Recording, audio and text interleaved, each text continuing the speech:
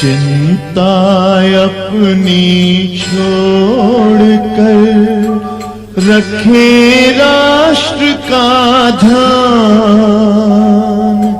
धन्य धन्य इस भूमि के भीष्म सपूत महान। भीष्म सपूत महान।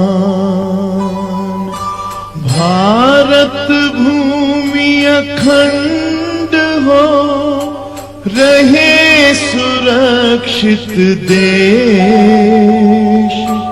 युग युग तक जीवित रहे यही अमर संदेश। यही अमर संदेश।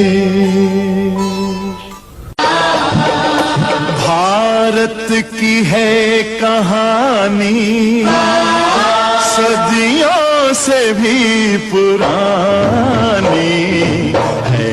ज्ञान की ये गंगा